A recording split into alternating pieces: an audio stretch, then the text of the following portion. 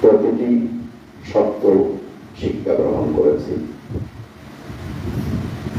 যার অনুপ্রেরণায়, যার আদেশে ধর্মরাজ বুদ্ধের ধর্মকে আচরণ করছি। ধর্মপিতা গুরু মন্ত্রী,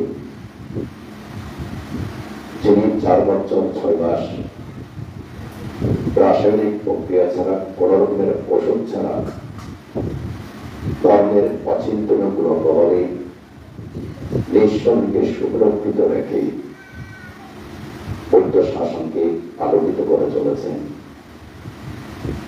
ধর্মপিতা গুরু মন্ত্রের চরণ তলে বিনম্র চিত্তে বন্দনা করছে।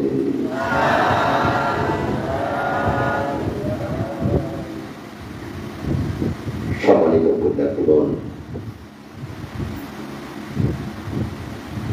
সর্বপ্রথম নিজেকে চিনতে হবে, নিজের পরিচয়টুকু জানতে হবে। ছোট শিশু জন্ম নেওয়ার পরে যখন কথা বলে, সর্বপ্রথম মা বাবা তাকে মা বাবা এই সকল শব্দগুলো তাকে শেখানো হয়। যখন আর একটু কথা বলতে শিখে, তখন তার পরিচয়টুকু তাকে শেখানো হয়। নাম কি, বাবার নাম কি, মার নাম কি, গ্রামের নাম কি, কোন ধর্মাবলম্বী, এই শিক্ষাগুলো ছোট শিশুকে দেওয়া হয়। ঠিক অনুরূপ ভাবে আমাদের নিজের পরিচয় আমাদেরকে জানতে হবে। অর্থাৎ আমি কে। যদি নিজের পরিচয় জানেন, সেক্ষেত্রে সর্বপ্রথম আপনারা কি বলেন? আমরা বৌদ্ধ ধর্মাবলম্বী। সত্যিকার অর্থে আমরা কি বৌদ্ধ ধর্মাবলম্বী? এবং একজন বৌদ্ধ ধর্ম অবলম্বী তার অতীত কি? যদি আমরা একজন বৌদ্ধ ধর্ম অবলম্বী অতীত যদি জানতে না পারি, তাহলে নিজেকে বুঝতে পারবো না, নিজেকে চিনতে পারবো না। সম্মানিত পুণ্যার্থীগণ, নিজেকে একটু চিন্তা করে দেখুন তো, কেন আমি বৌদ্ধ পরিবারে জন্মগ্রহণ করলাম? মানব জীবন লাভ করে বৌদ্ধ পরিবারে জন্ম নিয়েছি কেন? বৌদ্ধ পরিবারে জন্ম নেওয়ার মতো সেই সংস্কার আপনার আছে। অতীত জন্ম জন্মান্তরে বৌদ্ধ ধর্ম সংগ্রহ শ্রেষ্ঠ রত্নের ছায়া তুলেছিলেন। অতীত জন্ম জন্মান্তরে বৌদ্ধ ধর্ম সংঘকে বিশ্বাস করেন, শ্রদ্ধা করেন এবং ত্রিশ্রেষ্ঠ রত্নের ছায়াতলে থেকে পুণ্যকর্ম সম্পাদন করেছেন। সেই পুণ্যকর্মের প্রভাবে মানব কুলে জন্ম নিয়েছেন, বৌদ্ধ পরিবারে জন্ম নিয়েছেন। মানব কুলে জন্ম নেওয়া, বৌদ্ধ পরিবারে জন্ম নেওয়া, কতটুকু জন্ম জন্মান্তরের পুণ্যকর্ম থাকলে সেটা সম্ভব, তা আপনাকে চিন্তা করতে হবে। ব্রহ্মলোক আছে, দেবলোক আছে, মনুষ্যলোক 4 কপাল। আমরা সবাই জানি দানান দানান্ত সাত্তায়া শিলাং রাক্কান্ত সাত্বাদা ভাবানা বিদাতান্ত গাচ্ছান্তা দেবতাটা। দানকর্ম, শীলকর্ম, ভাবনা কর্ম সম্পাদন করে সেই পুণ্যের প্রভাবে দেবলোকের দেবগণ দেবলোকে জন্ম নিয়েছে। কিন্তু দেবলোক ব্রহ্মলোকের চেয়েও উত্তম হচ্ছে মনুষ্যভূমি। মনুষ্যভূমি কেন উত্তম? মনুষ্যভূমিতে ভগবান সম্যক সম্বুদ্ধ ব্রহ্মলোকে দেবলোকে সর্বজ্ঞতা জ্ঞান লাভ করেননি, মনুষ্যলোকে সর্বজ্ঞতা জ্ঞান লাভ করেছেন। শুধুমাত্র মনুষ্যলোকে সর্বজ্ঞতা জ্ঞান লাভ করেছেন তা নয়, মহাকারণী উত্তর 4 অসংখ্য লক্ষাধিক কল্পের মধ্যে পারণী পূরণের জন্য বারবার জন্মগ্রহণ করেছেন মনুষ্যভূমিতে, বারবার জন্মগ্রহণ করেছেন এই জম্বুদ্বীপের মধ্যে। মনে রাখবেন, পৃথিবীতে যদিও আমরা এখন মনে করি যে আমেরিকা, ইউরোপ, অস্ট্রেলিয়া, নিউজিল্যান্ড এই দেশগুলো অনেক উন্নত দেশ, কিন্তু মনে রাখবেন পৃথিবীর মধ্যে শ্রেষ্ঠ উন্নত হচ্ছে জম্বুদ্বীপ।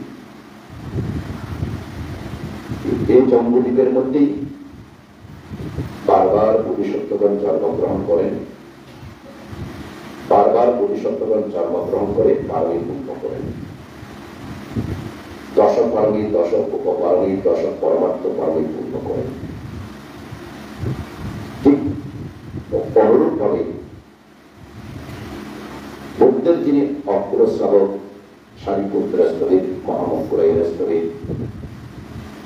বুদ্ধের মহাশ্রাবক 80 জন মহাশ্রাবক, বুদ্ধের 41 জন উপাধিপ্রাপ্ত পারহতগণ সবাই কিন্তু এই মনুষ্যভূমিতে অগ্রশ্রাবক হয়েছেন, মহাশ্রাবক হয়েছেন, উপাধিপ্রাপ্ত পারহত হয়েছেন।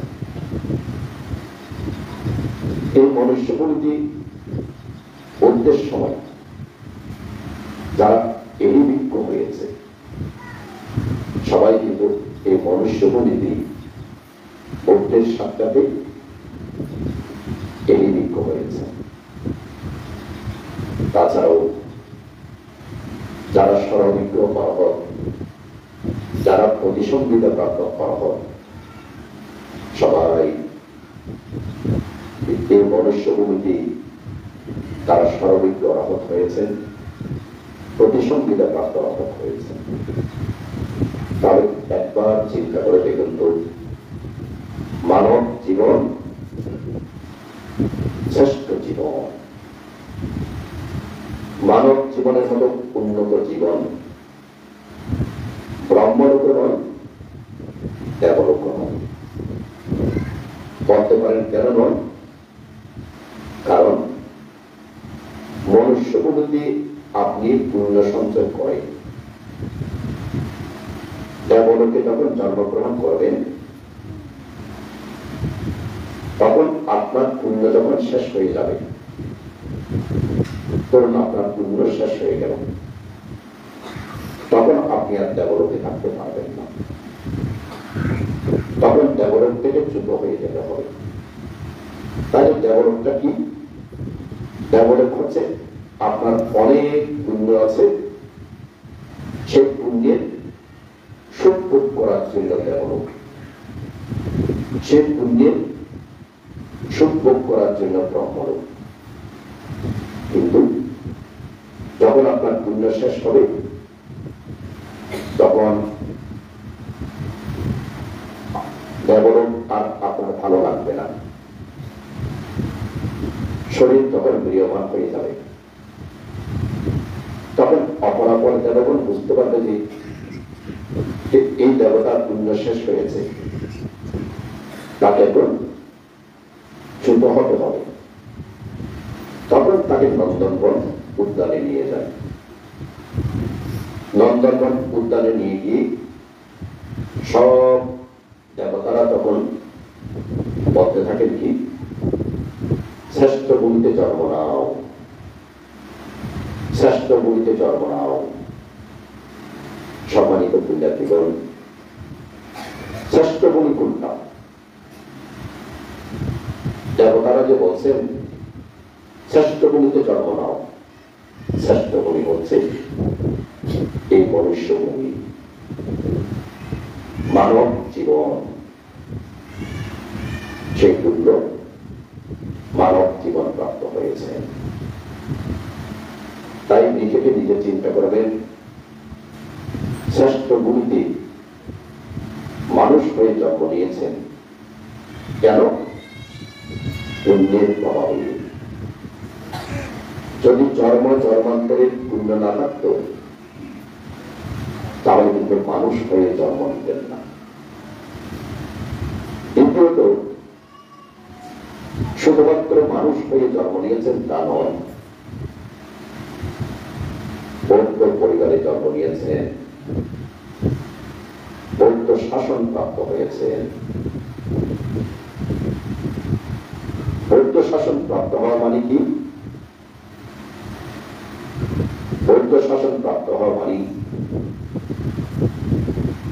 নিজের তৃষ্ণাকে ক্ষয় করা, অকুশলকে ধ্বংস করা, সর্বপাপ থেকে নিজেকে মুক্ত করা দুর্লভ সুযোগ প্রাপ্ত হয়েছে। মনে রাখবেন, যখন পৃথিবীতে বৌদ্ধ শাসন থাকে শুধুমাত্র তখনই মানুষ তৃষ্ণা থেকে মুক্ত হতে পারে। যখন পৃথিবীতে বৌদ্ধ শাসন থাকে শুধুমাত্র তখনই মানুষ সত্যকে উপলব্ধি করতে পারে। সত্যকে উপলব্ধি করে জন্ম দুঃখ, জরা দুঃখ, ব্যাধি দুঃখ থেকে মুক্ত হতে পারে। বৌদ্ধ শাসন থাকলেই মানুষ আর্যাষ্টাঙ্গিক মার্গ পথে চতুরার্য সত্যকে দর্শন করার সুযোগ প্রাপ্ত হয়। যখন পৃথিবীতে বৌদ্ধ শাসন থাকবে না তখন কোন অবস্থাতেই চতুরার্য সত্যকে কেউ দর্শন করতে পারবে না। যখন পৃথিবীতে বৌদ্ধ শাসন থাকবে না তখন কেউ কখনো আর্যাষ্টাঙ্গিক মার্গকে বুঝতে পারবে না। যখন পৃথিবীতে বৌদ্ধ শাসন থাকবে না তখন কায়ানুপাসনা, বেদানুপাসনা, চিত্তানুপাসনা, ধাম্মানুপাসনাকে বুঝতে পারবে না। যেহেতু কায়ানুপাসনা, বেদানুপাসনা, চিত্তানুপাসনা, ধাম্মানুপাসনাকে বুঝতে পারবে না, সেহেতু মানুষ তৃষ্ণাকে ক্ষয় করতে পারবে না, সর্বপ্রকার দুঃখ থেকে মুক্ত হতে পারবে না। তাই বৌদ্ধ শাসন প্রাপ্ত হওয়া মানে পরিশুদ্ধ হওয়ার সুযোগ লাভ করেছে। বৌদ্ধ শাসন ছাড়া কেউ লোক, দেশ, মোহ থেকে মুক্ত হতে পারে না। বৌদ্ধ শাসন ছাড়া কেউ লোক, দেশ, মহামুক্ত হয়ে পরিশুদ্ধতার আলোতে উদ্ভাসিত হতে পারে না। তাই বৌদ্ধ শাসন প্রাপ্ত হয়েছে। শুধুমাত্র বৌদ্ধ শাসন প্রাপ্ত হয়েছেন তা নয়, বৌদ্ধ শাসন প্রাপ্ত হয়ে বৌদ্ধের ধর্ম শ্রবণের ইচ্ছা উৎপন্ন হয়েছে। এটা একটা শ্রেষ্ঠ সম্পদ। এক রাজা যখন মহাকারণিক কাশ্যপ সম্যক সম্পর্কের শাসন শেষ হয়ে 30,000 বছরের অধিক অতিক্রম করেছে। তখন এক রাজার মনের মধ্যে ধর্ম দেশনা শ্রবণের ইচ্ছে উৎপন্ন হল, কিন্তু দেশ কেউ নেই। একটা শ্লোক বলতে পারে সেরকম দেশক কেউ নেই। রাজা চিন্তা করলেন, দেশনা শুনতে পারি বা না পারি, কিন্তু আমার মনের মধ্যে দেশনা শোনার চেতনা উৎপন্ন হয়েছে। দেশনা শোনার যে চিন্তা চেতনা উৎপন্ন হয়েছে, এটাই আমার কাছে বড় সম্পদ। তাই রাজা কি করলেন, সে অমূল্য সম্পদকে ধারণ করে সংসার ত্যাগ করে দিলেন। কেন? দেশনা শোনার যে চেতনা, সেই চেতনা যেন নষ্ট না হয়, সেই ইচ্ছা যেন নষ্ট না হয়, বরং তিনি সেই চেতনাকে ধারণ করার জন্য, বর্ধিত করার জন্য রাজসিংহাসন ত্যাগ করে সংসার ত্যাগ করেছেন। তাহলে আমরা এখান থেকে কি শিক্ষা পাই? আপনাদের মনের মধ্যে যে ধর্ম শ্রবণের ইচ্ছা উৎপন্ন হয়েছে, সেটা হচ্ছে আপনাদের সুন্দর চেতনা। এই সুন্দর চেতনাকেই বৌদ্ধ কর্ম বলেছেন। চেতনাং কাম্যাং বদামি, চেতনাই হচ্ছে কর্ম। তাহলে আপনার মনের মধ্যে ভগবান বুদ্ধের ধর্ম শোনার ইচ্ছা উৎপন্ন হয়েছে, এটা একটা অমূল্য সম্পদ। এখন ধর্ম দেশনা শুনছে, সেটা দ্বিতীয় অমূল্য সম্পদ। যখন ধর্ম দেশনা শুনছেন, সবাই কিন্তু সমানভাবে শুনবে না। অনেকে শুনে শুনে সেটাকে মনে রাখার চেষ্টা করবে। বুদ্ধ বলেছেন, ধর্ম দেশনা শোনার পরে যারা সেই দেশনাকে মনে রাখার চেষ্টা করবে, সেটা হচ্ছে তৃতীয় অমূল্য সম্পদ। আবার অনেকে আছেন ধর্ম দেশনা মনে রেখেছেন, মনে রেখে এবার সেই ধর্মকে আচরণ করছেন। ভগবান বুদ্ধ বললেন, এটা হচ্ছে চতুর্থ অমূল্য সম্পদ। সম্মানিত পুণ্যার্থীগণ, তাহলে একবার চিন্তা করে দেখুন তো, মানব জীবন প্রাপ্ত হয়েছেন, বৌদ্ধ শাসন প্রাপ্ত হয়েছেন, বৌদ্ধ পরিবারে জন্মগ্রহণ করেছেন, ধর্ম দেশনা শোনার ইচ্ছা উৎপন্ন হয়েছে, ধর্ম দেশনা শুনছেন, ধর্ম দেশনাকে মনে রাখার চেষ্টা করছেন এবং সেই ধর্মকে আচরণ করবেন বলে প্রতিজ্ঞাবদ্ধ হচ্ছেন। এগুলো হচ্ছে ধর্ম দেশনাকে আচরণ করবেন। আচরণ করতে করতে তখন আপনার মধ্যে সত্য উদ্ভাসিত হবে। সত্য কি? সত্য হচ্ছে এই জীবন দুঃখময়, চলা দুঃখ, ব্যাধি দুঃখ, মৃত্যু দুঃখ, জীবনের প্রতিটি পাতায় পাতায় দুঃখ আর দুঃখ। প্রত্যেক মানুষ যেন মনের মধ্যে একটা বোঝাকে ধারণ করে, সেই বোঝাকে বহন করে চলেছে। বোঝাটা কি? বোঝা হচ্ছে স্ত্রীর বোঝা, ছেলে মেয়ের বোঝা, ধন সম্পত্তির বোঝা, নাম যশ খ্যাতির বোঝা। সবার মনের মধ্যে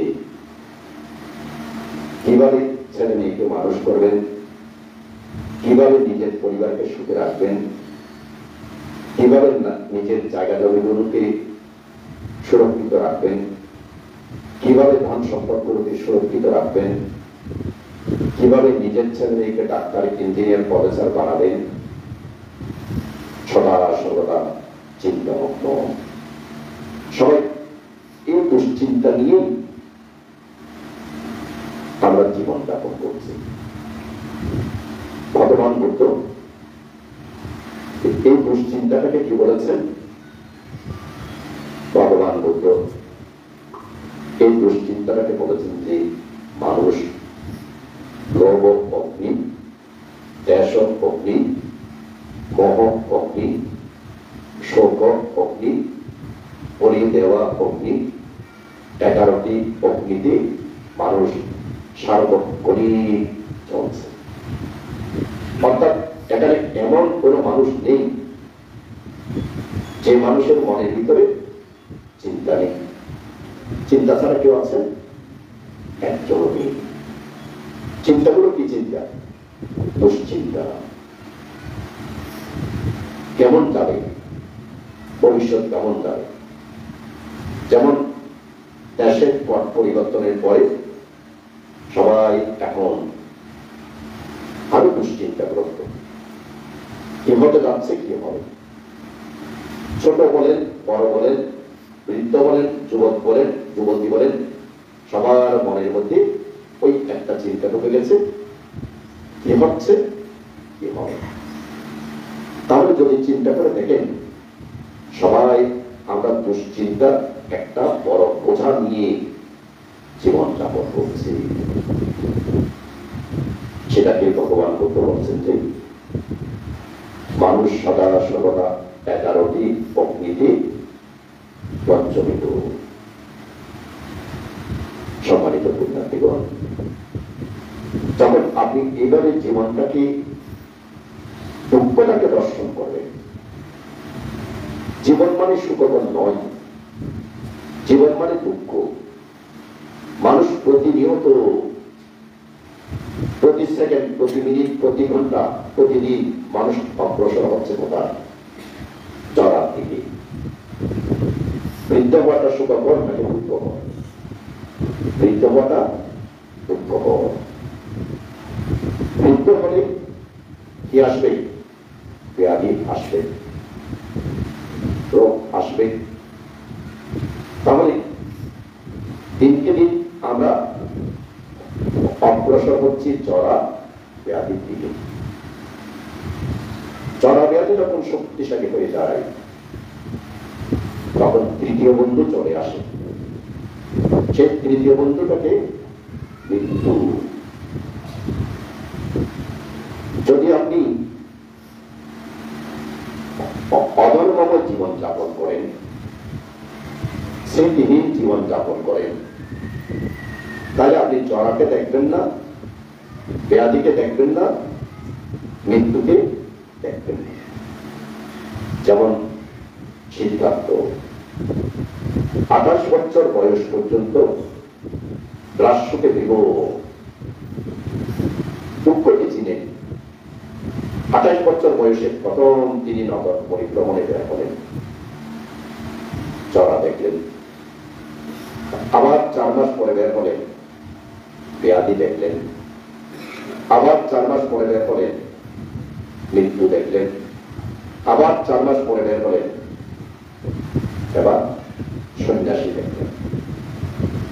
তাহলে জরা, ব্যাধি, মৃত্যু দেখার পরে তখনই সিদ্ধার্থ বুঝতে পেরেছিলেন যে জীবন সুখকর নয়। আমরা সুখের দিকে যাচ্ছি না, সদা সর্বদা আমরা দুঃখের দিকে যাচ্ছি, মৃত্যুর দিকে যাচ্ছি। যখন তিনি বুঝতে পারলেন যে জীবন মানে দুঃখময়, রাজা, প্রজা, ধনী, গরিব সবাই দুঃখের দিকে অগ্রসর হচ্ছে, তখন তিনি চিন্তা করেন এই দুঃখ থেকে মুক্ত হতে হবে। তাহলে ঠিক অনুরূপ ভাবে যখন আপনি ভগবান বুদ্ধের ধর্মকে শোনার পরে সেটাকে মনে রেখে যখন আপনি আচরণ করবেন, যত আচরণ করবেন তত আপনি দেখবেন যে সবকিছু অনিত্য। কিন্তু যিনি ধর্ম আচরণ করছেন না তিনি কিন্তু অনিত্যকে দেখবেন না। তিনি মনে করবেন যে কি, এটা আমার শরীর, আমি অমুক বাবু, এটা আমার বাড়ি, অর্থাৎ সব ওই আমি এবং আমার নামক নিত্যটাকে তিনি দেখবেন। মনে করবেন যে এটাই আমার, এগুলো আমার। কিন্তু একটিবারও মনের মধ্যে চিন্তা আসবে না যে মৃত্যুর সঙ্গে সঙ্গে তার শরীরটাও তার নয়, মৃত্যুর সঙ্গে সঙ্গে তার স্ত্রী, পুত্র, কন্যা, বাড়ি ঘর কিছুই তার নয়, কিচ্ছু তার নয়। ধরুন নিজের বাবাকে খুব ভালোবাসে, এখন বাবার মৃত্যু হল। মৃত্যুর পরে যদি বলা হয় যে শুধুমাত্র তোমার বাড়ির মধ্যে তোমার বাবার মৃতদেহটা থাকবে আর তুমি তোমার বাবার মৃতদেহটাকে নিয়ে একা একা বসে থাকো, কি বলবে? না, বাবার মৃতদেহ ভাড়া দিবলে উঠে 4 জন 10 জন গ্রামবাসী লাগবে। কেন? বাবাকে হেঁটে চলে যাবে যে 4 জন 10 জন গ্রামবাসী পাহারা দেওয়ার জন্য যে লাগবে, বাবাকে হেঁটে চলে যাবে না। তখন কি আসে যে, তখন আসে যে বাবা যদি ভূতপ্রেত হয়, এই বাবা যদি আবার আমাকে ধরে, তাহলে দেখুন মৃত্যুর পর পরে বাবা কি হয়ে গেল? পর হয়ে গেল। মৃত্যুর পর পরে পর হয়ে গেল। দেখুন আরো কতটুকু পর। বাবা তৈরি বাড়ি, বাড়িতে মৃত্যুবরণ করলো। মৃত্যুবরণ করার পরে তরুণ স্নান করানোর জন্য বাইরে বের করলো। বাইরে বের করার পরে ওই মৃতদেহটাকে আবার বাড়ির ভিতরে ঢুকাবে, ঢুকাবে ঢুকাই না। আর কি করে? কি করে বলুন তো? দরজার মধ্যে একটা ফেরেক কেড়ে দেয়, যেন বাবা মুখ প্রেত হলে যেন ওই ফেরেকের জন্য যেন ভিতরে ঢুকতে না পারে। অথচ সেই বাবাই মনে করেছিল এই ছেলে আমার, এই স্ত্রী আমার, আমি এই সুন্দর বাড়িঘর বানিয়েছি, এটা আমার বাড়ি। কিন্তু সত্য কোনটা? সত্য হলো যে এটা ওনার পুণ্যকর্ম, ওনার পুণ্যকর্মটাই ওনার। যখন আপনি ধর্মকে আচরণ করবেন তখন এই সত্যগুলো আপনি উপলব্ধি করতে পারবেন। যখন এই সত্যগুলো উপলব্ধি করতে পারবেন তখন আস্তে আস্তে আপনার কাছে মানব জীবনটা দুঃখময় মনে হবে, সুখময় মনে হবে না। তখন মনে হবে যে কিভাবে এই জীবন থেকে মুক্ত হতে পারি, কিভাবে মুক্ত হতে পারি। সংসার আর তখন ভালো লাগবে না। যাদের জন্ম জন্মান্তরের নেককামনা পারণী থাকে তখন তারা ওই জন্ম জন্মান্তরের নেককামনা পারণীর কারণে কি হয়ে যায়? সংসার ত্যাগ করে বিজ্ঞ হয়ে যায়। তখন তারা বিজ্ঞ হয়ে যায়। কেন বিজ্ঞ হয়ে যায়? ওই সংসার তারা বুঝতে পারে যে এটা আমার নয়।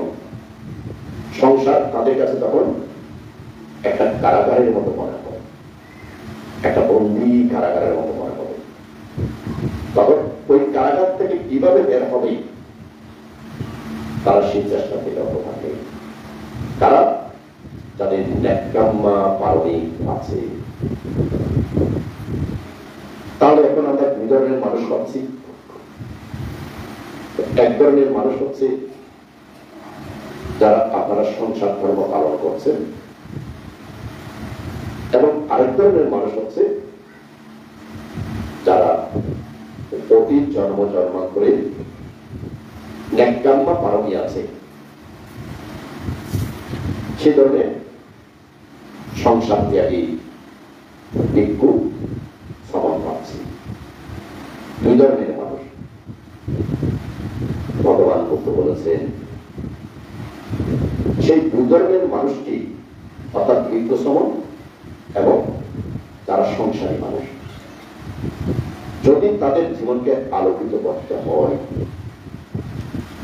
সার্থক করতে হয়, সুন্দর করতে হয়, তাহলে তাদেরকে তিনটা বিষয় ত্যাগ করতে হবে। কয়টা বিষয়? তিনটা বিষয় ত্যাগ করতে হবে। সেই তিনটা বিষয় কি কি? এক হচ্ছে আলস্য, অলস। দ্বিতীয়ত হচ্ছে কি?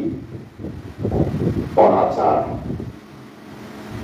তৃতীয় হচ্ছে কি? বাক্য সংশোধন। বাক্য। ভগবান বুদ্ধ বলছেন যে যদি এই তিনটা জিনিস ত্যাগ করে না হয়, তাহলে ভিক্ষু হোক, গৃহে হোক, সে কখনো আলোকিত জীবনের অধিকারী হতে পারে না। তাহলে প্রথম কি ত্যাগ করতে বলেছেন? অলসতা। ভগবান বুদ্ধ অলসতাকে কেন ত্যাগ করতে বলেছেন? ভগবান বুদ্ধ বলছেন যে জন্ম জন্মান্তরের যত পুণ্য আপনার থাকুক না কেন, যত পারমি আপনার থাকুক না কেন,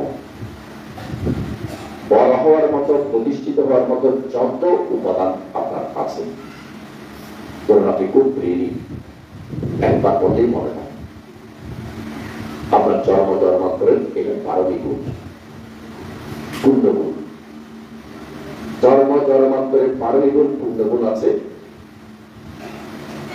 আপনি জীবনে প্রতিষ্ঠিত হবেন।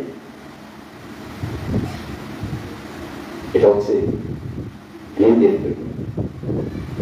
ভিক্ষুদের জন্য জন্ম জন্মান্তরের পারমি গুণ আছে, যে পারমি গুণের প্রভাবে ধর্মকে ধারণ করে নিজে আলোকিত হবে, সকল সত্যগুণের কল্যাণ সাধন করবে, বৌদ্ধ শাসনকেও আলোকিত করবে। অর্থাৎ এমন এক ভিক্ষু হওয়ার মতো পারমি আছে, যে ভিক্ষুর মাধ্যমে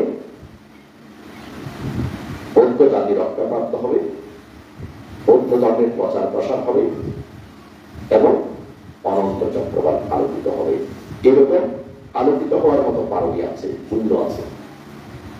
কিন্তু এত পুণ্য থাকা সত্ত্বেও যদি তার ভিতরে অলসতা চলে আসে, বৌদ্ধ বলছেন যে তার সব পারমি, সব পুণ্য নষ্ট হয়ে যাবে, সব পারমি নষ্ট হয়ে যাবে। সে কারণে ভগবান বুদ্ধ এই অলসতাটাকে পরিহার করার জন্য বলেছেন। দ্বিতীয়ত হচ্ছে যখন মানুষের মধ্যে অলসতা আসে, তখন কিভাবে আসে? ধরুন আপনি প্রতিদিন ঘুম থেকে উঠে ভোর 5টার সময়, এখন আপনি একদিন আপনার ইচ্ছে উৎপন্ন হলো যে আজকে 5টার সময় না উঠে একটু দেরিতে উঠি।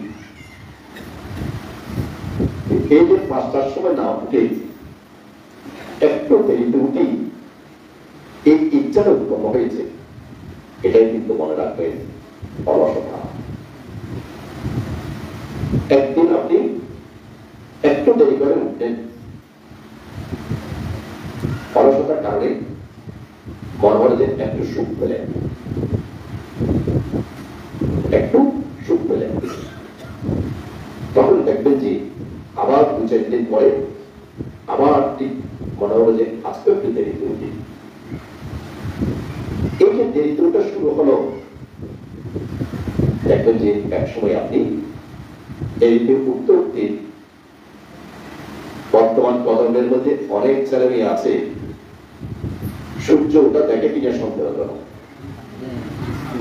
অর্থাৎ সূর্য যে উদিত হচ্ছে, এই সূর্য উদিত হওয়ার দৃশ্য এখন বর্তমান প্রজন্ম আস্তে আস্তে ভুলতে বসেছে। তাদের কাছে হয়ে গেছে কি? তাদের কাছে হয়ে গেছে রাত, হয়ে গেছে দিন, দিন হয়ে গেছে রাত। এভাবে রাত হয়ে গেছে দিন, ওই মোবাইল একটা টিভি করতে করতে করতে করতে একটু দেখি একটু ফেসবুক দেখি, একটু ইউটিউব দেখি, একটু এটা দেখি, একটু এটা দেখি। এভাবে দেখতে দেখতে বর্তমান ছেলে মেয়েরা নাকি ঘুমাতে যায় 3টার সময়। তাহলে কি হয়ে গেল, রাতটা তাদের কাছে দিন হয়ে গেছে। যেহেতু 3টার সময় তারা ঘুমাতে যাচ্ছে, ওইদিকে উঠতে যাচ্ছে তারা কয়টায়, ওই 10টা 11টায়। এভাবে করতে করতে দেখা যায় তাদের কাছে এটা অভ্যাস হয়ে গেছে। তাহলে তাদের কাছে কি হয়ে গেল, সূর্য উদয়ের সে অপূর্ব সৌন্দর্য যেটা শরীর এবং মনকে শান্ত করে স্নিগ্ধ করে, সেটা তারা পাচ্ছে না। তারা অনিয়মের মধ্যে চলে গেল। কেন? ওই অলসতার কারণে। সেই জন্য মহাকারণে বলতে বলছে যে অলসতা মানুষের পুণ্যকে কারণকে ধ্বংস করে। তৃতীয়ত, যখন অলসতা আসে তখন আপনার মধ্যে কি উচ্চ উৎপন্ন হবে কি জানেন? কাজটা আমি আজকে করবো না কালকে করবো, আজকে নয় কালকে করবো। যখন মনের মধ্যে উৎপন্ন হবে যে আমি কাজটা আগামীকালকে করব, তখন মনে রাখবেন যে আপনাকে অলসতা জড়িয়ে ধরেছে। অলসতা যখন জড়িয়ে ধরে তখন সে আস্তে আস্তে পেছাতে থাকে। আজকে নয় কালকে করবো, কালকে নয় পরশুদিন করবো। অনেক মানুষ আছে কিরকম, ধরুন কোন কারণে সে নিজে চিন্তা করলো যে আমি এত তারিখ থেকে ধ্যানে বসবো। যখন তারিখটা আসলো তখন তার মনে মধ্যে চিন্তা উৎপন্ন হলো যে আজকে নয় কালকে থেকে বসবো, কালকে নয় পরশু থেকে বসবো, না রিটায়ারমেন্ট হয়ে গেলে বসবো। একেবারে রিটায়ারমেন্ট হয়ে গেলে আর কোনো ঝামেলা থাকবে না। তারপর একেবারে আমি ট্যাঙ্গেও যাবো, জ্ঞানও করবো, শিলও পালন করবো। যখন রিটায়ারমেন্ট হয়ে গেল তখন দেখলো যে অক্টোপাসের মতো তাকে চারিদিক থেকে জড়িয়ে ধরেছে কে, নাদিয়ার প্রতি। অক্টোপাসের মতো যখন নাদিয়ার প্রতি জড়িয়ে ধরেছে তখন ট্যাঙ্গে যাওয়া হয় না, ধ্যানও করা হয় না, পুণ্যকর্ম করা হয় না। তখন কি বলে, নাতিপতি সম্পর্ক নাতিপতি দেখতে পারে। তাহলে দেখুন এগুলোর সূত্রপাত কোন জায়গা থেকে শুরু, অলসতা থেকে শুরু। যদি আপনি প্রথম জীবন থেকে অলসতা না করে সকাল সন্ধ্যায় বন্দনা, নিজে নিজে 1 ঘন্টা 1 ঘন্টা করে ধ্যান করা, এই অভ্যাসগুলোকে যদি আপনি অবিরত ভাবে রাখতেন তাহলে কি হতো, ভগবান বুদ্ধের উক্তি অনুসারে আপনি যে একেবারে কিশোর বয়স থেকে কিংবা যুবক বয়স থেকে সকালে বন্দনা করেছেন, সন্ধ্যায় বন্দনা করেছেন, 1 ঘন্টা 1 ঘন্টা ধ্যান করেছেন, দানকর্ম করেছেন, শিলকর্ম করেছেন, এটা যদি অবিরত আপনি করতে থাকেন, ভগবান বুদ্ধ বলছেন যে সে পুণ্য কর্ম আপনাকে কি করবে, উজ্জীবিত করবে। সে পুণ্য কর্ম আপনাকে ধাক্কা দেবে। কি ধাক্কা দেবে, উঠে যাও, ওর 4টা হয়েছে, এটা ব্রহ্ম মুহূর্ত, ওর 4টার সময়টাকে ব্রহ্ম মুহূর্ত বলে। উঠে যাও, ব্রহ্ম মুহূর্তের মধ্যে উঠে ধ্যান করো। দেখেন আপনার পুণ্যকর্ম তখন আপনাকে ধাক্কা দেবে। কিন্তু আপনি যদি প্রথম বয়সে করলেন না, যুবক বয়সে করলেন না, চিন্তা করছেন যে আপনি রিটায়ারমেন্টের পরে করবেন, এই প্রথম বয়সে এবং যুবক বয়সে আপনার ভিতরে অলসতা নামক বিদ্যা নামক শক্তিটা এত বেশি বেড়ে গেছে যে তখন আপনাকে সে উজ্জীবিত করবে না। এই অকুশল তখন আপনাকে টেনে ধরবে, করতে যেও না পুজো করব, টেনে ধরবে। তাই মহাকারণিক বলতে বলছেন যে অলসতা ত্যাগ করে প্রতিদিনের পুণ্যকর্ম প্রতিদিন সম্পাদন করতে হবে। ভগবান বুদ্ধ আবার আমাদেরকে শিক্ষা দিচ্ছেন যে প্রতিদিন মানুষ মনুষ্য সুখ ভোগ করছে, প্রতিদিন মানুষ খাওয়া দাওয়া আরাম আয়েশ এগুলো ভোগ করছে।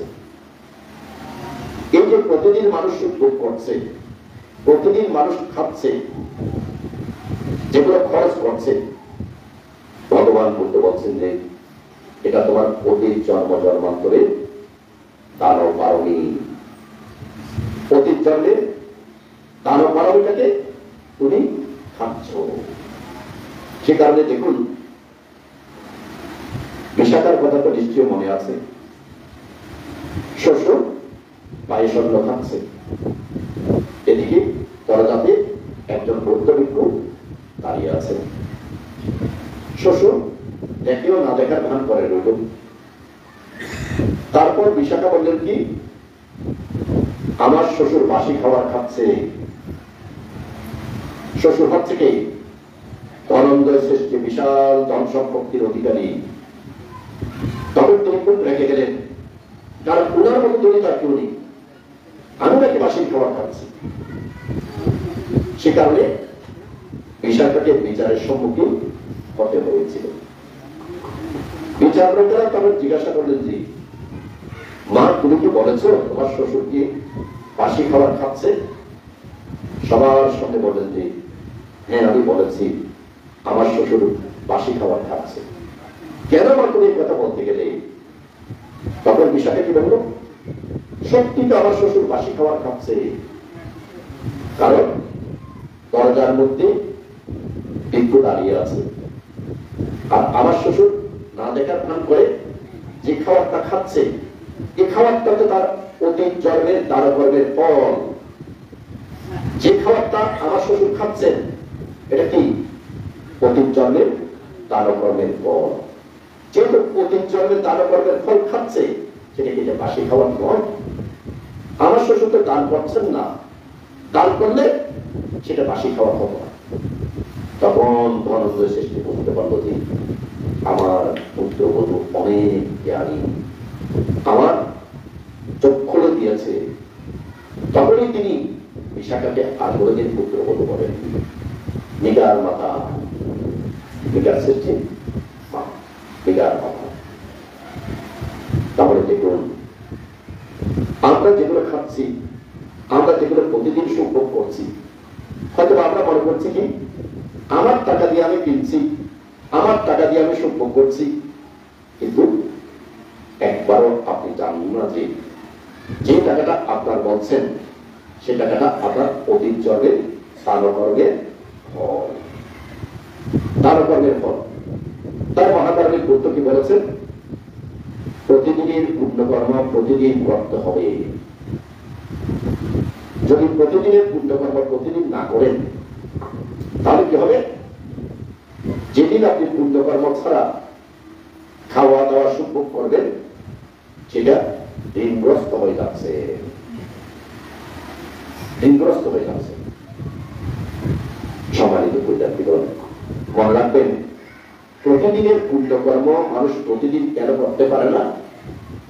ওই প্রথম শক্তিকে অলসতা, অলসতা বলে যে আজকে বন্দনা করার দরকার নেই, অলসতা বলতে যে আজকে শীল দেওয়ার দরকার নেই, আজকে নেওয়ার দরকার নেই, কোন দিনের দিন দিতে হবে, এটা কষ্ট নেই। আপনার মনের ভিতর থেকে কে বলছে যে অকুশল চিত্ত, সে বলছে যে আজকে দরকার নেই, আজকে না নিয়ে কোন দিনের দিন দিতে হবে। কিন্তু যারা অলসতা হাত থেকে পরিহার করেন তারা চিন্তা করেন যে আমি এবছর বর্ষাবাস পেয়েছি, সামনের বছর বর্ষাবাস পাবো, তার কোনো নিশ্চয়তা আছে? কোনো নিশ্চয়তা, কোনো নিশ্চয়তা। তাহলে যেহেতু আমি বর্ষাবাস পেয়েছি, তাহলে অষ্টশীলটা কি? অষ্টশীলটা হচ্ছে সেই লেওয়াসা আপনারা কি বলেন? বুদ্ধাপায়াত্তাম। বুদ্ধাপায়াত্তাম মানে বুদ্ধ কর্তৃক প্রদত্ত অষ্টশী। তাহলে আপনি যদি একটু জ্ঞান চিন্তে চিন্তা করে দেখেন, আমি বুদ্ধ কর্তৃক প্রদত্ত অমূল্য সম্পদ গ্রহণ করব আমার মানব জীবনকে সুন্দর করার জন্য, কিন্তু অলসতা কি বলবে? ক্ষুধা ক্ষুধা কিছু হয় না পারি বাবা। অলসতা বলবে যে ক্ষুধার চালে ভালো করে ঘুমোতে দেখতো, অলসতা বলবে, ঠিক না? কিন্তু যারা প্রতিনিয়ত পুণ্যকর্ম করে, তারা ওই অলসতাটাকে পদদলিত করে, তারা চিন্তা করেন যে আমার এই মানব জীবনের মধ্যে আমি যতটুকু পুণ্যকর্ম করতে পারি, ওই পুণ্যকর্মটাই হচ্ছে আমার একমাত্র সম্পদ, একমাত্র সম্পদ। মানুষ যারা অন্ধবিদগ্ধ, সব মানুষ সম্পদ আহরণ করতে চায়, টাকা পয়সা ধন সম্পদ আহরণ করতে চায়। সব মানুষ সেই সম্পদটাকে সংরক্ষণ করতে চায়। করেন না? করেন না? আপনারা প্রত্যেকে করেন, করেন না? প্রত্যেকে করেন। কিন্তু ভগবান বুদ্ধ বলছেন যে যে সম্পদ আহরণ করার জন্য আপনি দিবারাত্রি পরিশ্রম করছেন, এবং দিবারাত্রি পরিশ্রম করে যে সম্পদ আপনি আহরণ করেছেন, যে সম্পদ আপনি ব্যাংকের মধ্যে রেখে সংরক্ষণ করেছেন, কিংবা বাড়িতে কোথাও রেখে আপনি সংরক্ষণ করেছেন, সেই সম্পদকে মৃত্যুর সময় আপনার সঙ্গে যাবে, এটা আপনার নয়। হয়তো আপনি মনে করছেন যে আমার সন্তান এটা ভোগ করবে। মনে রাখবেন, সম্পদ পঞ্চ বৈধি দ্বারা পরিবেষ্টিত, পাঁচটা সূত্র দ্বারা সম্পদ পরিবেষ্টিত। সে পাঁচটা সূত্র কি? জলশত্রু, যেমন কিছুদিন আগে অন্যের অনেকের সম্পদটা শিখেছে। অগ্নিশত্রু, তারপর চোর ডাকাত শত্রু, সন্ত্রাসী চোর ডাকাত নিয়ে যাচ্ছে, তাকে চোখের সামনে নিয়ে যাচ্ছে, তাই না? চতুর্থটা হচ্ছে কি? অপ্রিয় রাজা, খারাপ রাজা শত্রু। যখন খারাপ রাজা শত্রু আসে, আপনার চোখের সম্মুখে আপনার জায়গা জমিগুলো নিয়ে যাচ্ছে। খারাপ রাজা, বিচার নাই, আচার নেই। পঞ্চম শত্রুটাকে সন্তান যদি অপ্রিয় হয়, সন্তান যদি অপ্রিয় হয়, খারাপ হয়, ওই চারটা শত্রু থেকে আপনি রক্ষাপ্রাপ্ত হতে পারেন। জল শত্রু, অগ্নিশত্রু, চোর ডাকাত শত্রু, রাজশত্রু, এগুলো থেকে আপনি কোনো না কোনোভাবে কিছু কারণে রক্ষাপ্রাপ্ত হতে পারেন। নিজের পেটের সন্তান যখন খারাপ হয়ে যায়, মদকে হয়ে যায়, জুয়ারি হয়ে যায়, ইয়াবাকর হয়ে যায়, তখন আপনার সব শেষ, সব শেষ। শুধু যাবে আর যাবে, শুধু যাবে আর যাবে, তা নয়, মান সম্মানও যাবে, জায়গা যাবে, টাকা পয়সা ধন সম্পদ সব যাবে যাবে, মান সম্মানও যাবে, এবং মৃত্যুর সময় ভালো মতো মৃত্যু বরণ করতে পারবেন না। সে কারণে ভগবান বুদ্ধ বলেছেন যে মানুষের সম্পদ পঞ্চ বৈরী পাঁচটা শত্রু দ্বারা আক্রান্ত।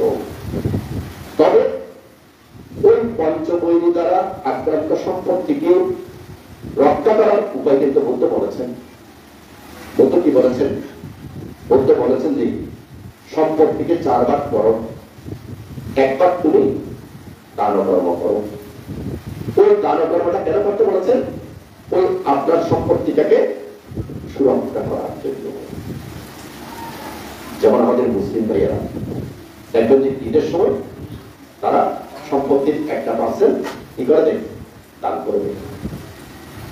আমাদের ধর্ম 2568 বছর পুরানো ধর্ম। তাহলে 2568 বছর আগে বুদ্ধ বলেছেন যে তোমার সম্পদকে সুরক্ষা করবে কে? দান করবে। দান করবে, তোমার সম্পদকে সুরক্ষা করবে।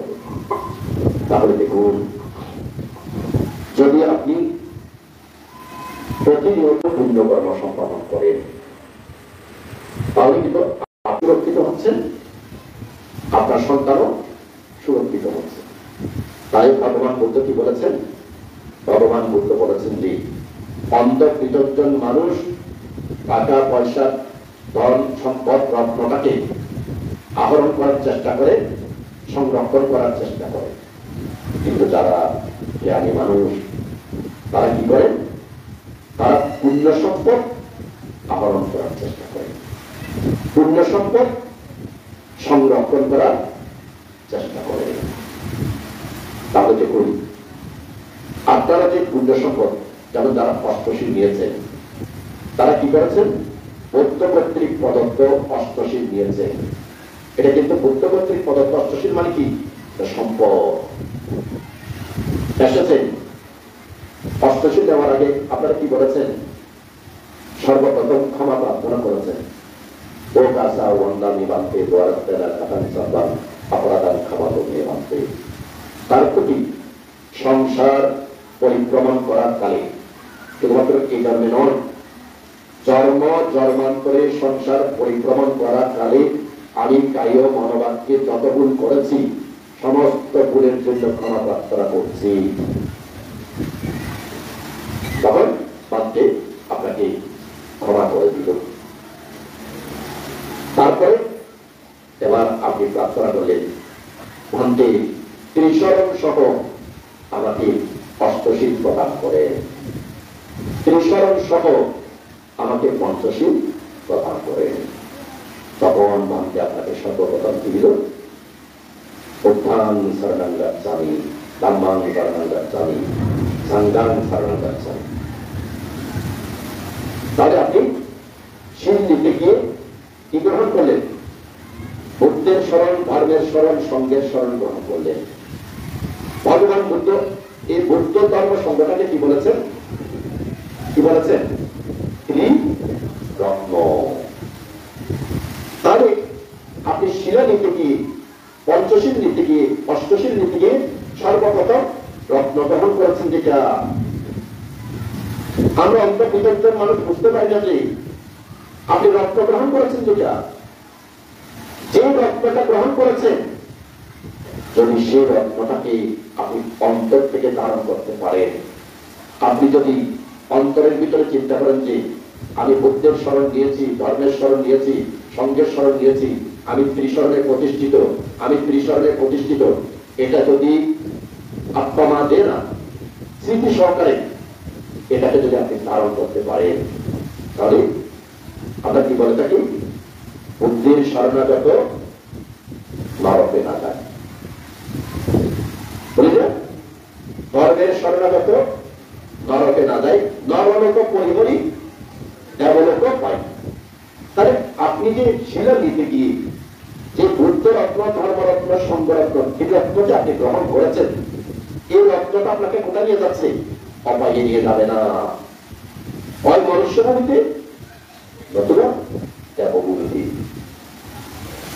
তাহলে দেখুন, এই যে শিলা নিতে গিয়ে আপনি ত্রিরত্ন গ্রহণ করলেন, তারপরে আপনি পঞ্চশীল, প্রাণী হত্যা থেকে বিরত থাকিব, আদিমটা জানা আমার নয় সেটা আমি গ্রহণ করবো না, যেটাকে আমরা বলি চুরি করবো না, কারণ এইসব ইচ্ছা ছাড়া মিথ্যা কামাচার করবো না, মিথ্যা কথা বলবো না, মৎসুরা খাবো না। এই পাঁচটা কি গ্রহণ করলেন? শীল, এটা সম্পদ, এটা কিন্তু অমূল্য সম্পদ। এই অমূল্য সম্পদের মধ্যে যদি আপনি একটা শীল করুন, পালনাতি পাতা, আপনি কোন প্রাণী হত্যা করবেন না, মনে মনে চিন্তা করেন যে জীবনের মধ্যে যতদিন বেঁচে আছি ততদিন আমি কোন প্রাণীকে হত্যা করব না। এক, দুই, কোন প্রাণীকে কষ্ট দেব না। তিন, কোন প্রাণীকে আঘাত করব না। চার, পালনাতি পাতা ওয়ারামণি শিক্ষাপ্রদান সমাধি, এটাকে পরিপূর্ণ করার জন্য আপনি যখন আরেকটু পরিপক্ক হয়ে গেলেন, তখন আপনার মনের মধ্যে আপনি ধারণ করলেন যে সকল প্রাণী সুখী হোক, আমি সকল প্রাণীর প্রতি মৈত্রী করে। মা যেমন সন্তানের মঙ্গল কামনা করে, শত্রু হোক, মিত্র হোক, কল্যাণকারী হোক, অকল্যাণকারী হোক, আমার উপকারী হোক, অপকারী হোক, সবাই সুখে থাকুক, সবাই সুখে থাকুক। এখন আপনি মানাতি পাতা ও এমন শিক্ষা পাতাম সমাধি আমি এটা করতে গিয়ে প্রথমত প্রাণী হত্যা থেকে বিরত থাকলেন, দ্বিতীয়ত প্রাণীকে আঘাত করা থেকে বিরত থাকলেন, তৃতীয়ত প্রাণীকে কষ্ট দেওয়া থেকে বিরত থাকলেন, চতুর্থত আপনার ভিতরে চলে আসতো যে সকল প্রাণী সুখী হোক, আমি যেমন আমার সুখ চাই ঠিক সকল প্রাণীও সেও সুখী হোক।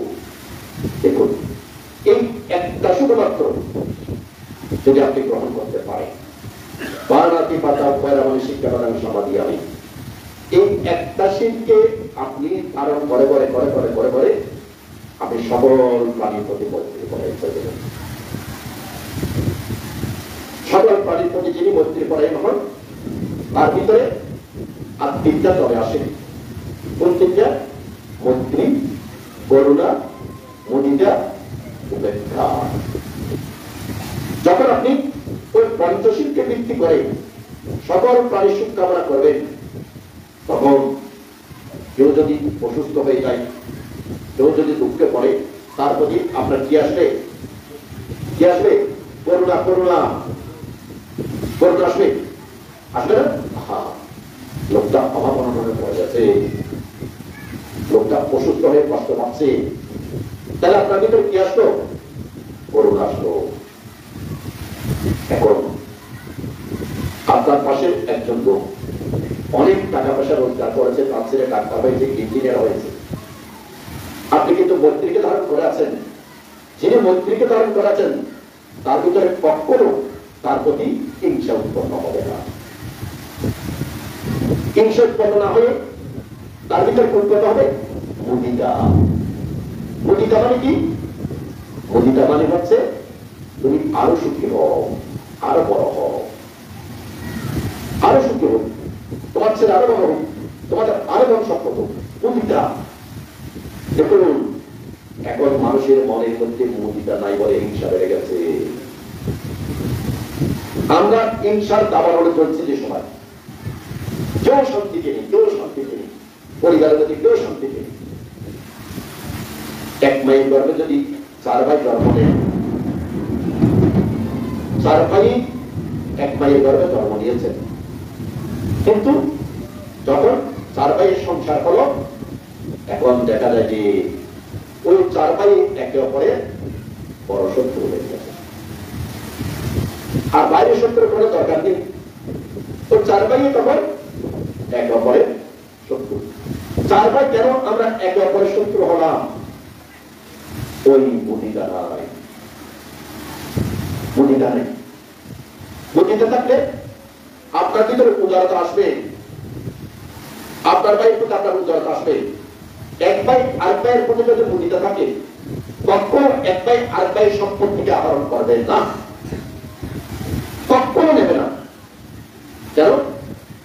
4 ভাইয়ের ভিতরে মুদিতা আছে যে এক ভাই আর ভাইয়ের মঙ্গল হোক, উপকার হোক, আমার ভাই বড় হোক, আমার ভাইয়ের ছেলেরা বড় হোক, এটা আছে যে মুদিতা যদি থাকে উৎপন্ন হবে না, হিংসা উৎপন্ন হবে না, হিংসা উৎপন্ন হবে। তাহলে ওই একটা পানাতি পাতা থেকে কোথায় চলে যাচ্ছে? পানাতি পাতাটা বাঁধতে বাঁধতে বাঁধতে বাঁধতে কোথায় চলে যাচ্ছে? পানাতি পাতাটা বাঁধতে বাঁধতে মৈত্রী, করুণা, মুদিতা, উপেক্ষা। অর্থাৎ আপনি এখন ব্রহ্ম বিহারে অবস্থান করছে। কোথায় অবস্থান করছে? ব্রহ্ম বিহারে অবস্থান করছে। ব্রহ্ম বিহারে অবস্থান করা মানে কি? যিনি ব্রহ্ম বিহারে অবস্থান করেন তিনি মৃত্যুর পর কোথায় জন্ম নেবেন? দেখে বলেন তো? ব্রহ্মলোকে। ব্রহ্মলোকে মনে রাখবেন। যার ভিতরে মৈত্রী, করুণা, মুদিতা, উপেক্ষা আছে, তিনি মৃত্যুর পরে ব্রহ্মলোকে জন্মগ্রহণ করেন। তার উৎপত্তি থেকে ওই পানাতি পাতা ওয়রামণি শিক্ষা বাদাম সমাধি। এখন ঠিক আপনি যদি এভাবে পঞ্চশীলকে গ্রহণ করেন, এটাকে রত্ন মনে করে যদি গ্রহণ করেন, এটাকে ভগবান বুদ্ধ কর্তৃক প্রদত্ত রত্ন এই বলে যদি গ্রহণ করেন, আপনার নিজের জীবন চলে যেতে পারে আমি প্রাণী হত্যা করব, আমার জীবন চলে যাবে, কেন আমি বুদ্ধ কর্তৃক প্রদত্ত রত্নকে ধারণ করেছি। তবে দেখুন, এইভাবে যদি আপনি অবিরত পুণ্যকর্ম করতে চান, তাহলে ভগবান বুদ্ধকারী কি বলছে, আপনাকে কি ত্যাগ করতে হবে? এই সকল অবিরত পুণ্যকর্ম করতে গেলে ভগবান বুদ্ধ বলছেন যে অলসতা ত্যাগ করতে হবে। অলস ব্যক্তিগণ কখনো কোনোদিন অবিরত পুণ্যকর্ম করতে পারেন না, মনে রাখবেন। চতুর্থকে ভগবান বুদ্ধ বলছেন যে যিনি অলস তিনি কোন পুণ্যকর্ম করতে পারেন না। কোন পুণ্যকর্ম মানে কি? বারবার পুণ্যকর্ম। আমি আজকে করলাম, আমি সন্ধ্যায় করলাম, আমি রাত্রে ঘুমাতে যাওয়ার সময় করলাম, আমি ভোরে উঠেও করলাম, বারবার পুণ্যকর্ম। ভগবান বুদ্ধ বলছেন যে যিনি অলস ব্যক্তি তিনি বারবার পুণ্যকর্ম করতে পারেন না। তারপর ভগবান বুদ্ধ বলছেন যে যিনি অলস ব্যক্তি, ভালো করে শুনবেন, বৃষ্টি থাকবে, তাই বলে বৃষ্টির দিকে মন দেবেন নাকি? বৃষ্টিকে আজকে নতুন দেখতে পাচ্ছেন নাকি? আর কোনোদিন বৃষ্টি দেখেন নাই? দেখেন কোথায় চিন্তা চলে যাচ্ছে, মন কোথায় চলে যাচ্ছে। তাহলে দেখুন, ভগবান বুদ্ধ বলছেন যে যিনি অলস তিনি কখনো ধ্যানে উন্নতি করতে পারেন না। ধ্যানে উন্নতি করতে পারেন না। তিনি যখন ধ্যানে বসবেন তখন হীন বিদ্যা তার কাছে চলে আসবে। তাই ভগবান বুদ্ধ আমাদেরকে কি বলেছেন? ভগবান বুদ্ধ যদি মানব জীবনকে সুন্দর করতে চান, দিব্য জীবনকে যদি সুন্দর করতে চান, সর্বপ্রথম পরিহার করতে কি বলেছেন? অলসতা। দ্বিতীয়ত ভগবান বুদ্ধ পরিহার করতে বলেছেন অনাচার। এখানে ভগবান বুদ্ধ অনাচারটা কি বলেছেন? অনাচারটা হচ্ছে প্রত্যেক মানুষের জীবন একটা নিয়ম শৃঙ্খলার মধ্যে, শৃঙ্খলা ধারা নিয়ম দ্বারা জীবন যাপন করতে হবে। ঘুমানোর ক্ষেত্রে নিয়ম, বসার ক্ষেত্রে নিয়ম, লেখাপড়ার ক্ষেত্রে নিয়ম, খাওয়ার ক্ষেত্রে নিয়ম, চলার ক্ষেত্রে নিয়ম। যারা এই নিয়মের বাইরে গিয়ে চলাচল করে, ভগবান বুদ্ধ বলেছেন যে সেই অনাচারের কারণে তারা অনেকটা শুকুরের মতো হয়ে যায়। কিসের মতো? শুকুরের মতো। শুকুর কি করে? সার্বক্ষণিক শুধু খাওয়ার অন্বেষণ করে, খাওয়ার সব সময় শুধু খেতে চাই সবসময়। ঠিক দেখবেন যে যাদের জীবন অনাচারী জীবন, তারা তখন এই মুখটা কেমন হয়ে যায়? এমন হয়ে যায় যে সে সবকিছু করতে পারে, সবকিছু। আর খাওয়া ঠিক নেই, খাওয়ার মধ্যে যেগুলো অখাদ্য কুখাদ্য এগুলো খাবে, এবং কোন নিয়ম শৃঙ্খলা দ্বারা সে পরিবেষ্টিত নয়, অনাচার দ্বারা পরিবেষ্টিত। তৃতীয়ত ভগবান বুদ্ধ বলছেন যে আরেকটা জিনিস ত্যাগ করতে হবে, সেটা হচ্ছে কি? বাক্যকে অশুদ্ধ করে, বাক্যকে দোষযুক্ত করে এটাকে ত্যাগ করতে হবে। ভগবান বুদ্ধ এক্ষেত্রে কি বললেন? দেখুন, বেশিরভাগ মানুষ এখানে মিথ্যা কথা বলতে চারটা অঙ্গ আছে। এক হচ্ছে মিথ্যা কথা বলবো না, দুই হচ্ছে কি কর্কশ বাক্য বলবো না, তিন হচ্ছে কি ঝগড়া লাগানো কথা বলবো না, চার হচ্ছে কি অর্থহীন বাক্য বলবো না। এখন আপনি যদি নিজে নিজে চিন্তা করে থাকেন, ভগবান বুদ্ধ বলেছেন যদি মানব জীবনকে সুন্দর করতে হয়, নিজের পারমিটাকে যদি বিকশিত করতে হয়, তাহলে আমার বাক্য দোষ আমাকে পরিহার করতে হবে। এখন আপনি যত প্রয়োগ সবটা কেন আপনি নিজে নিজে অধিষ্ঠান করলেন, না আজকে থেকে আমি মিথ্যা কথা বলবো না, কর্কশ বাক্য কাউকে বলবো না, চক্রা লাগানোর কথা বলবো না, অর্থহীন বাক্য বলবো না। বলতে বলেছেন যে যিনি এই বাক্যটাকে দোষমুক্ত করতে পারেন তিনি অপ্রমেয় পুণ্যের অধিকারী হয়ে যান। অপ্রমেয় পুণ্যের অধিকারী। দেখুন এই পৃথিবীতে পাপ কর্মের মধ্যে সর্বপ্রথম পাপ কর্ম কি জানেন?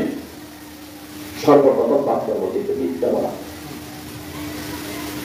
সর্বপ্রথম পাপ কর্ম মিথ্যা বলা।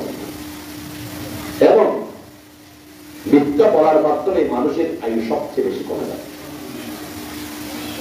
মিথ্যা বলা, কর্কশ বাক্য বলা, চক্রা লাগানোর কথা বলা এবং অর্থহীন বাক্য বলা।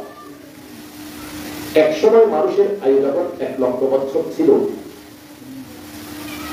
এই যে মানুষের আয়ু কমে গেছে, 1 লক্ষ বছর থেকে কমতে কমতে মানুষের এখন 74 পয়েন্ট সামথিং। এর ভিতরে 20% আয়ু কমে গেছে। কিসের কারণে জানেন? ওই মিথ্যা কথা বলার কারণে, বাক্য দোষের কারণে। মানুষের পারমি যে নষ্ট হয়,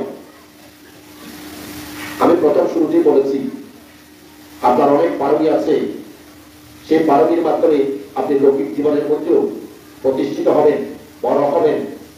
কিন্তু এই বড় হওয়াটাকে আমরা ধ্বংস করে দিই কিসের মাধ্যমে? ওই বাক্য দোষের মাধ্যমে আমরা আমাদের পারমিটাকে ধ্বংস করে দিই। কিন্তু ধরুন আপনি একজন মানুষ, আপনি চিন্তা করলেন যে আপনি যেভাবে হোক বাক্য দোষকে আপনি পরিহার করবেন। এখন বাক্য দোষকে যখন আপনি পরিহার করা শুরু করলেন, 1 মাস পরিহার করলেন, 2 মাস পরিহার করলেন, 3 মাস পরিহার করলেন, 4 মাস পরিহার করলেন, 1 বছর পরিহার করলেন, 2 বছর পরিহার করলেন, তখন আপনার বাক্যটা কে হবে? অনেক শক্তিশালী হবে। মনে রাখবেন, আপনার বাক্যটা কি হয়ে যাবে? তখন অনেক শক্তিশালী, পাওয়ারফুল হয়ে যাবে। এই বাক্যটার মাধ্যমে যদি তখন আপনি বলেন যে, আমরা বলি না ভাবত সপ্তমঙ্গলাম রাক্ষান্ত সপ্তদেবতা, অর্থ কি? তোমার মঙ্গল হোক। এখন ধরুন আমি আমার বাক্যটাকে আমি পরিশুদ্ধ করেছি, 1 বছর, 2 বছর, 3 বছর, 4 বছর, 5 বছর, 10 বছর আমার বাক্যটাকে মিথ্যা কথা বলছি না, কর্কশ বাক্য বলছি না, ব্যাদ বাক্য বলছি না, অর্থহীন বাক্য বলছি না। না বলতে না বলতে আমার বাক্যটা কি হয়ে গেছে? শক্তিশালী হয়ে গেছে। শক্তিশালী হওয়ার কি? যদি আমি আপনাকে বলি যে আপনি সুখী হন, আমার বাক্যের কারণে আপনার মঙ্গল হবে। আমি যদি বলি যে ভাবত সপ্তমঙ্গলাম রাক্ষান্ত সপ্তদেবতা, এই দেবগণ কোটরপাড়া গ্রামবাসীকে রক্ষা করে।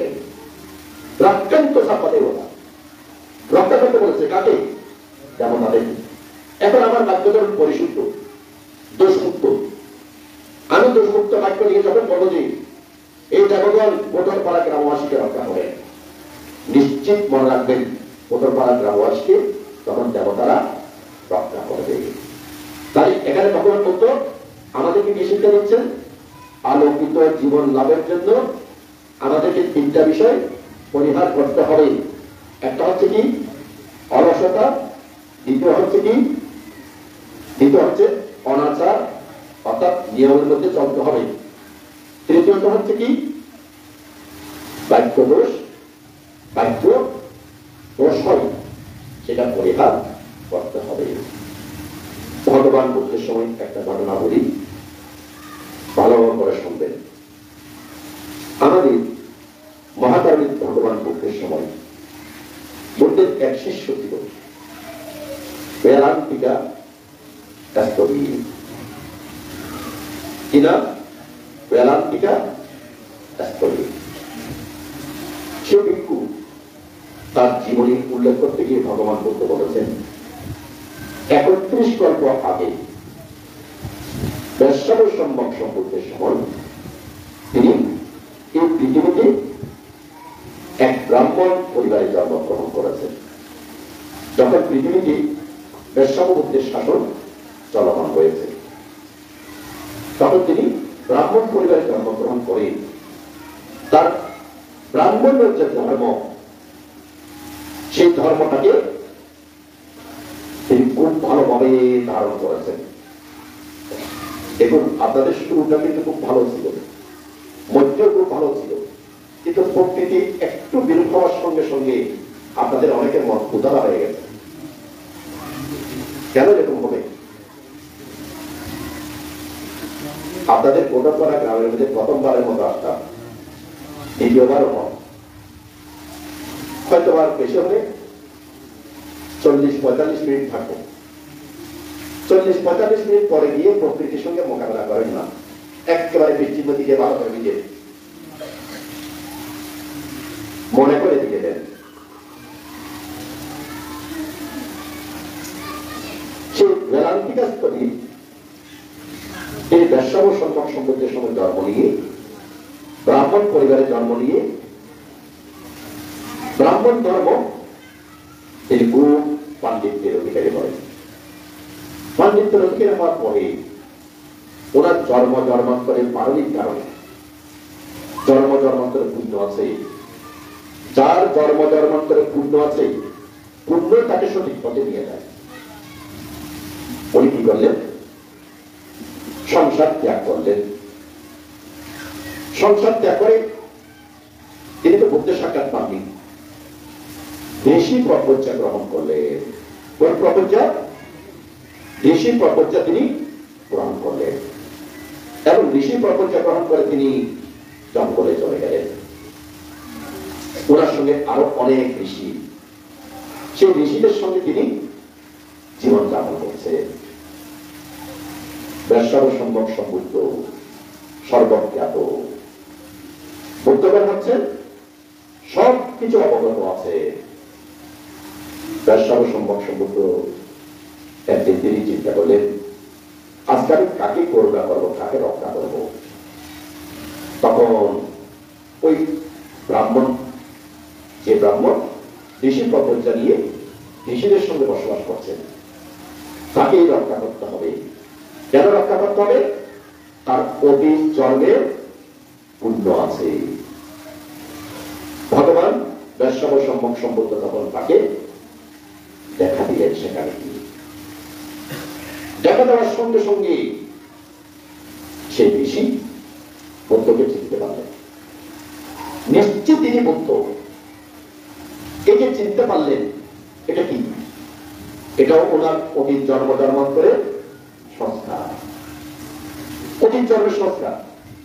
তখন তিনি বুদ্ধকে আসন দিলেন, বুদ্ধকে বন্দনা করলেন। জঙ্গলের মধ্যে কিছু নেই, তবু তিনি ফুল সংগ্রহ করলেন। পুষ্প দিয়ে ভগবান বুদ্ধকে তিনি পূজা করলেন। এই পুণ্যের প্রভাবে 31 কল্প পর্যন্ত বুদ্ধকে পূজা করার পুণ্যের ফলে, বুদ্ধকে পূজা করে সেই ঋষিকে অমূল্য রত্ন আহরণ করেছেন। এই অমূল্য রত্নের প্রভাবে 31 কল্প ব্যাপী তিনি আর অপায়ী জন্মগ্রহণ করেননি। হয় দেবলোকে জন্মগ্রহণ করেছেন, তিনি দেবতাদের কাছে সম্মানিত হয়েছেন। মনুষ্যরূপে জন্মগ্রহণ করলেও তিনি সব মানুষের সম্মান প্রাপ্ত হয়েছেন। কেন সম্মান প্রাপ্ত হয়েছে? কারণ বুদ্ধকে পুষ্প দিয়ে পূজা করেছিল। দেখুন, এই এখানে একটা বিষয় শিক্ষণীয় আছে। শিক্ষণীয়টা হচ্ছে কি, যদি আপনি পূজনীয় ব্যক্তিকে পূজা করেন, অভিবাদনা শিলাচ্ছা, শিলবান ব্যক্তিকে যদি অভিবাদন মানে বন্দনা পূজা করা, নিচ্ছান বুদ্ধা পাচায়নো, ভগবান বুদ্ধ বলেছেন আয়ুর বন্য সুফল বৃদ্ধি প্রাপ্ত হবে। এই শিক্ষাগুলো আগে বুদ্ধ পরিবারের ছিল। এই শিক্ষাগুলো বুদ্ধ পরিবারের ছিল বিদায় আমাদের এখন মনে আছে ছোটকালে বছরের শেষ দিন পয়লা বৈশাখ পূর্ণিমা আমরা বয়স্কদেরকে পায়ে ধরে ধরে নমস্কার করতাম। আমরা টিচারকে শিক্ষককে দিনে যদি 20 বার থেকে 20 বার নমস্কার করেছি, ঠিক কিনা? ঠিক না? 20 বার থেকে 20 বার নমস্কার করেছি। এবং বড় ভাইকে মান্য করতাম, জ্যাঠাকে মান্য করতাম, বয়স্কদেরকে মান্য করতাম। এগুলোর মধ্যে শিক্ষা। যদি আপনি মান্য করেন কি হবে? ভগবান বুদ্ধ বলছেন যে এখানে দুইটা ক্ষেত্র আছে, একটা সাম্মতি ক্ষেত্র আর একটা হচ্ছে কি আর্য ক্ষেত্র। আর্য ক্ষেত্র মানে কি? আমরা ভিক্ষু সংঘ করি। সাম্মতি ক্ষেত্র মানে কি? এটা আমার কাকা, এটা আমার জ্যাঠা, এটা আমার বড় ভাই। ওই সাম্মতি ক্ষেত্রে শ্রদ্ধা জ্ঞাপন করা। সাম্মতি ক্ষেত্রে শ্রদ্ধা জ্ঞাপন করলেও আপনার কি হবে? পুণ্য হবে। আর সাম্মতি ক্ষেত্রে যদি আপনি আপনার বড় ভাইকে না মানেন, আপনি আপনার বড় বোনকে না মানেন, আপনি আপনার বাবাকে না মানেন, চাচাকে না মানেন, জ্যাঠাকে না মানেন, তাহলে মনে রাখবেন আপনি দিনকুলে জন্ম নেবেন, আপনি অসম্মানিত হবেন। আপনি হীনকুলে জন্ম নেবেন, এটা পরে জন্মের কথা বাদ দেন। এই জন্মের মধ্যে এক সময় আপনার সেই কর্মের বিপাকের কারণে আপনি অসম্মানিত হবেন। আপনি এখন বাবাকে মানছেন না, আপনি এখন শ্বশুরকে মানছেন না, আপনি এখন শাশুড়িকে মানছেন না। এই যে মানছেন না, যে কর্মটা আপনি সৃষ্টি করছেন, আপনার ছেলের বউ আপনাকে মানবে না। তাহলে আপনাকে পরে জন্মে যেতে হচ্ছে না, তো এই জন্মের মধ্যে ভোগ করবেন আপনি। কিন্তু ভগবান বুদ্ধের শিক্ষা অনুসারে যদি আপনি সাম্মতি সূত্রে যারা বয়োজ্যেষ্ঠ তাদেরকে যদি শ্রদ্ধা সম্মান করেন, ভগবান বুদ্ধ বলছে কি এই শ্রদ্ধা সম্মানের কারণে আপনি নিজে শ্রদ্ধা সম্মান পূজা প্রাপ্ত হবে। ভগবান বুদ্ধ বলছে এগুলো আমার উক্তি নয়। আবার এই ভিক্ষু সংঘের ক্ষেত্রে বলেছে যে ভিক্ষু শ্রবণ থেকে যদি বন্দনা শ্রদ্ধা পূজা করো, তোমার যে পুণ্য সম্পদ উৎপন্ন হবে, এই পুণ্য সম্পদের কারণে জন্ম জন্মান্তর তোমার আয়ু বর্ণ সুখ বল মৃত্যু প্রাপ্ত হবে। তাহলে দেখুন এই বেদান্তিক স্তবের সত্য। তিনি যখন ব্রাহ্মণ ছিলেন তখন তিনি ভগবান বেশ্যাব সম্যক সম্বুদ্ধকে বন্দনা করেছিলেন, পূজা করেছিলেন পুষ্প দিয়ে। এই যে বন্দনা করেছেন, পূজা করেছেন, এই পুণ্যের প্রভাবে জন্ম জন্মান্তর ওনাকে নিচে যেতে হয়নি। তিনি মনুষ্যলোকে দেবলোকে জন্মগ্রহণ করলে প্রত্যেকটা জন্মের মধ্যে তিনি সম্মান প্রাপ্ত হয়েছেন। এইভাবে 31 কল্প পরে গৌতম বুদ্ধের সময় তিনি আবার জন্মগ্রহণ করলেন ব্রাহ্মণ কুলে। নাম হল বেদান্তিকা। বেদান্তিকা ব্রাহ্মণ। যখন একটু বয়স হল, সবাই একটি ধর্মদেশনা শুনতে যাচ্ছে। তখন বেদান্তিকা ব্রাহ্মণ জিজ্ঞাসা করল, কোথায় যাচ্ছেন? বুদ্ধের ধর্মদেশনা শুনতে যাচ্ছে। বুদ্ধের ধর্মদেশনা শুনতে যাচ্ছেন? আমিও যাবো বুদ্ধের ধর্মদেশনা শুনতে। দেখেন ইচ্ছে উৎপন্ন হয়ে গেল। তিনি গেলেন, ভগবান বুদ্ধের বাণী বুদ্ধের মুখ থেকে শ্রবণ করলেন। কোন বুদ্ধের মুখ থেকে? গৌতম বুদ্ধের মুখ থেকে। বুদ্ধের বাণী শ্রবণ করার পরে সে ব্রাহ্মণ বুঝতে পারল যে আমাকে এই সত্য পথে জীবন যাপন করতে হবে। তিনি সেই ধর্মটাকে ধারণ করলেন। চলতে ফিরতে খেতে ঘুমাতে বুদ্ধের কথাগুলো ওনার মনের মধ্যে যেন বারবার প্রতিধ্বনি হচ্ছে, বারবার প্রতিধ্বনি হচ্ছে। জীবন অনিত্যময়, জীবন অনিত্যময়, জীবন জ্বালা দুঃখ ব্যাধি দ্বারা পরিবেষ্টিত। তখন সে ব্রাহ্মণ চিন্তা করল, আমার জীবন তো জ্বালা ব্যাধি দ্বারা পরিবেষ্টিত, আমাকে এই জলাব্যাধিটাকে মুক্ত হতে হবে। তখন তিনি ভগবান বুদ্ধের নিকট আসলেন। ভগবান বুদ্ধ আমাকে প্রজ্ঞা প্রদান করুন। বুদ্ধ তখন তাকে অনুমতি সাপেক্ষে প্রজ্ঞা প্রদান করলেন। বিজ্ঞ হলেন তিনি। বিজ্ঞ হওয়ার পরে এবার কর্মস্থান প্রদান করলেন। কর্মস্থান প্রদান করার পরে তিনি বুদ্ধের নিকট থেকে কর্মস্থান গ্রহণ করে অন্যত্র চলে গেলেন। চলে গিয়ে তিনি সেখানে বেশ কিছুদিন অবস্থান করলেন। অবস্থান করলেন ঠিক তাকে আবিষ্ট করল, তাকে গ্রাস করল এক আলস্য, দুই অনাচার, তিন ভারুসা কর্কশবাক্য। অলসতার কারণে ধ্যান সাধনা করতে ইচ্ছে করছে না। ওই অনাচারের কারণে শুধু খাচ্ছে, বিশ্রাম নিচ্ছে, নিয়মের মধ্যে আর নেই। এবং এবারে যখন অলসতা অনাচার প্রবেশ করেছে, বাক্যতা দিনকে দিন কর্কশ হয়ে গেল। ভগবান বুদ্ধ দেখতে পেলেন যে আমার শিষ্য বেদান্তিকাস্তবী তিনটা শত্রু দ্বারা আক্রান্ত হয়ে গেছে। প্রথম শত্রু হচ্ছে কি? অলসতা, মনে রাখবেন, শক্তিশালী শত্রু। দ্বিতীয় শত্রু হচ্ছে কি? অনাচার। তৃতীয় শত্রু হচ্ছে কি? বারুসা বাছা, কর্কশ বাক্য।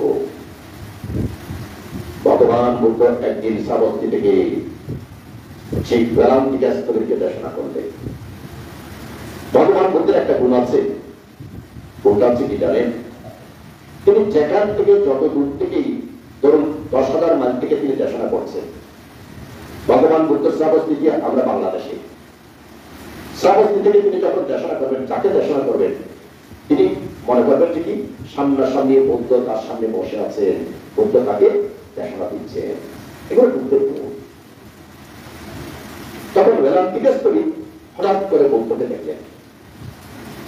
ভগবান বুদ্ধকে দেখার পরে ভগবান বুদ্ধ বেদান্তিকাস্তবীকে বললেন, এই বেদান্তিকা, তুমি প্রজ্ঞিত হয়েছ ঠিক, লাভ করতে পারবে পূর্ণ জ্ঞান। পরিত্যাগ লাভ করতে পারবে, তিন সাক্ষাৎ লাভ করতে পারবে, চার ভাবনা লাভ করতে পারবে। এই চারটা বিষয় তুমি লাভ করতে পারবে। তুমি প্রজ্ঞিত হয়েও লাভ করেছে কি? অলসতা, অনাচার, ভারুসা বাছা। যেহেতু তুমি এই চারটা বিষয়, এই চারটা বিষয়ের মধ্যে কি পরিত্যাগ, পরিত্যাগ মানে কি? পরিত্যাগ মানে হচ্ছে অকুশলকে ত্যাগ করা, অকুশলকে ত্যাগ করা। সাক্ষাৎ মানে কি? সদা সর্বদা কুশলের সঙ্গে বসবাস করা। যিনি অকুশলকে ত্যাগ করেন, সদা সর্বদা কুশলের সঙ্গে বসবাস করেন, তার ভিতরে উৎপন্ন হবে চিত্তকে পরিশুদ্ধ করার ইচ্ছা উৎপন্ন হবে। মনে রাখবেন, যিনি অকুশলকে ত্যাগ করেন, সদা সর্বদা কুশলের সঙ্গে অবস্থান করেন, তার ভিতরে চিত্তকে পরিশুদ্ধ করার ইচ্ছা উৎপন্ন হবে। যখন চিত্তকে পরিশুদ্ধ করার ইচ্ছা উৎপন্ন হবে, যেহেতু তিনি অকুশলকে ত্যাগ করেছেন, কুশলের সঙ্গে বসবাস করছেন, তখন তার ভিতরে কি চলে যাবে? সর্বপ্রথম চলে যাবে অলসতা। মনে রাখবেন, কারণ অকুশলকে ত্যাগ করতে গেলে দীনবিদ্যা মানে কি? পঞ্চ নিবরণের মধ্যে একটা নিবারণ। নিবারণ মানে কি? প্রতিবন্ধকতা সৃষ্টিকারী। তাহলে আপনি যখন অকুশলকে ত্যাগ করবেন, কোনো বারবার কুশলের সঙ্গে আপনি বসবাস করবেন, তখন ওই শত্রুরা আপনার পাশে অবস্থান করতে পারবেন না। কারণ তখন আপনি কি? তখন আপনি আত্মমাদে না স্মৃতি তখন আপনার প্রবল। আপনার স্মৃতি প্রবল হওয়ার কারণে অকুশল আপনার কাছে আসতে পারছে না। আপনার স্মৃতি প্রবল হওয়ার কারণে আপনার ভিতরে শুধু কুশল উৎপন্ন হচ্ছে। এই জীবনে যা যা পুণ্যকর্ম করেছেন, সেই পুণ্যকর্মগুলো একে একে মনের ভিতরে আসছে, পুণ্যগুলো আসছে। পুণ্যের সঙ্গে আপনার বসবাস। তখন চিত্ত চাইবে যে কি? পরিশুদ্ধ হওয়ার জন্য। তাহলে পরিশুদ্ধ হওয়ার জন্য তখন কি করবেন? তিনি ভাবনা করবেন। তখন তিনি ভাবনা করবেন। ভাবনা যদি করে, চিন্তা তখন কি হবে? পরিষ্কার হয়ে যাবে। চিত্ত যখন পরিষ্কার হবে তখন কি লাভ করবে? পূর্ণ জ্ঞান লাভ করবে। তাহলে এখানে ভগবান বুদ্ধ বেদান্তিকাস্তরকে কি বলেছেন? এ বেদান্তিকাস্তরী, তুমি যোগ্য হয়েছে ঠিক, প্রপঞ্চিত হয়েছে ঠিক, কিন্তু তুমি কি লাভ করতে পারোনি? পরিত্যাগ করতে পারোনি। অকুশলকে পরিত্যাগ করতে পারোনি। তুমি সাক্ষাৎ করতে পারোনি, কুশলের সঙ্গে সাক্ষাৎ করতে পারোনি। সে কারণে চিত্তকে পরিশুদ্ধ করতে পারোনি, তাই তুমি পূর্ণ জ্ঞান লাভ করোনি।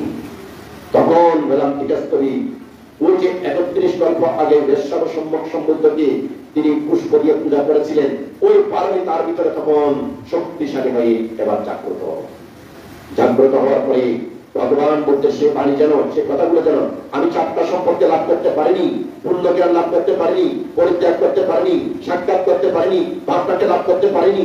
এইটা যখন বারবার মনের ভিতরে আসছে, তখন তার ভিতরে কায়ানুপাসনা, বেদানুপাসনা, চিত্তানুপাসনা ক্রমশ শক্তিশালী হতে হতে সাধি পাঠ্যের মাধ্যমে তিনি সর্বপ্রথম অনিত্যকে বুঝলেন, দুঃখকে বুঝলেন, অনাত্মাকে বুঝলেন। অবশেষে তিনি চোদাবর্তী মার্গফল, সংকৃতাগামী মার্গফল, অনাগামী মার্গফলে প্রতিষ্ঠিত হবে।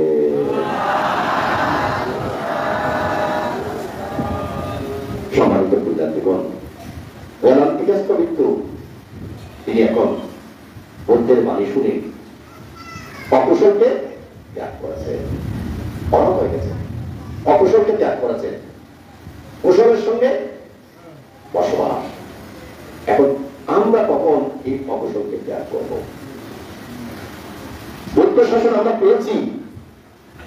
বৌদ্ধ ধর্ম মানে কি? বৌদ্ধ ধর্ম মানে হচ্ছে তৃষ্ণাকে ক্ষয় করার ধর্ম, চিত্তকে পরিশুদ্ধ করার ধর্ম। তাই বৌদ্ধ শাসন প্রাপ্ত হয়েছি, বৌদ্ধ পরিবারে জন্মগ্রহণ করেছি, বৌদ্ধের বাণী শুনছি, বৌদ্ধের বাণী শোনার চেতনা উৎপন্ন হয়েছে, বৌদ্ধের বাণী শুনছি, বৌদ্ধের বাণী মনে রেখেছি। তাহলে আমরা এই অকুশলকে বর্জন আমাদেরকে করতে হবে আমাদের মঙ্গলের জন্য। বৌদ্ধ শাসন যদি না থাকে, অকুশলকে বর্জন করার কোন সুযোগ নেই। বৌদ্ধ শাসন যদি না থাকে, কুশলের সঙ্গে বসবাস করার কোন সুযোগ নেই। বৌদ্ধ শাসন যদি না থাকে, আপনার চিত্তের আবর্জনা ময়লাগুলো পরিষ্কার করার কোন সুযোগ নেই। তাই আমি সর্বশেষে আমাদের পরম জ্ঞানকে আপনারা প্রত্যেকে জ্ঞান, এখানে প্রত্যেকে আপনজন, প্রত্যেকে জ্ঞান। আসুন আমরা নিজেকে ধীরে ধীরে, একদিনে তো পারবো না, একদিনের মধ্যে আমি অন্তত পক্ষে একটু বুদ্ধি খাটিয়ে আমি কয়েকটা ঘন্টা তো অকুশল থেকে মুক্ত থাকতে পারি। কয়েক ঘন্টা কিন্তু আমি অকুশল থেকে মুক্ত থাকতে পারি। একটু বুদ্ধি খাটাতে হবে। কিভাবে বুদ্ধি খাটাতে হবে? বুদ্ধিটা হচ্ছে, যখন আপনি সকালে উঠলেন, তখন আপনি নিজে নিজে একটু চিন্তা করলেন যে অকুশল হচ্ছে আমার শত্রু, এই অকুশলকে, শত্রুকে আমার ভিতরে প্রবেশ করতে দেওয়া।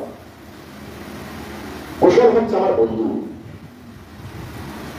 আমার রক্ষাকারী। সুতরাং আমি কুশলের সঙ্গে বসবাস করব। এখন আপনি সকালে ঘুম থেকে উঠলেন, ওঠার পরে প্রথম একেবারে ভোর সূর্যোদয়ের আগে উঠে গেলেন। উঠে গিয়ে আপনি চিন্তা করলেন যে আপনি সকালে উঠে প্রথম কর্ম হচ্ছে আপনার বন্দনা করা। তাহলে বন্দনা করবেন, এই চেতনাটা যখন থাকবে তখন কি হলো, আপনি ঘুম থেকে উঠার পরে পায়খানা করলেন, প্রস্রাব করলেন, হাত মুখ পরিষ্কার করলেন, ওখানে আপনার আধা ঘন্টার সময় চলে গেছে।